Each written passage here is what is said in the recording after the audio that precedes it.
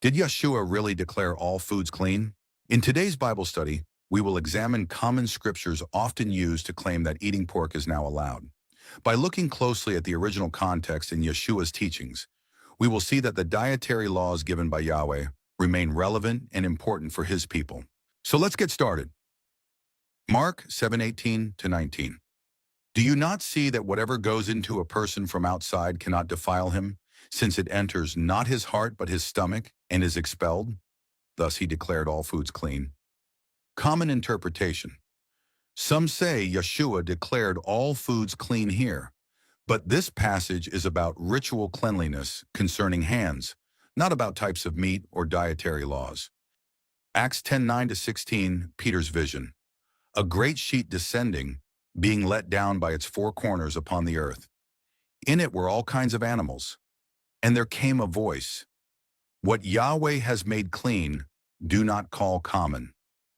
Common interpretation. Used to argue that all animals are now clean, but Peter himself states in verse 28 that the vision was not about food, but that Gentiles should not be called unclean. Romans 14:14. I know and am persuaded in the Master Yeshua that nothing is unclean in itself, but it is unclean for anyone who thinks it unclean. Common interpretation.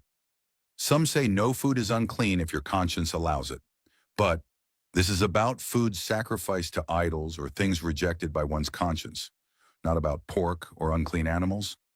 1 Timothy 4:3-5. Foods that Yahweh created to be received with thanksgiving. For everything created by Yahweh is good, and nothing is to be rejected if it is received with thanksgiving. Common interpretation. Some say all foods are good if simply thanked for, but verses 3-5 clarify that the food Yahweh created is recognized through his word and prayer, meaning food permitted by Yahweh's Torah. Colossians 2:16. Let no one pass judgment on you in questions of food and drink. Common interpretation.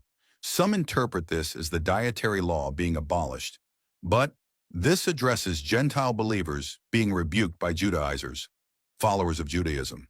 It does not mean the dietary law is discarded, but warns against imposing human traditions on others. May this study encourage us to seek the truth in Yahweh's word and walk faithfully in his commands. Let us honor Yeshua by living according to his Torah and trusting in his unchanging guidance.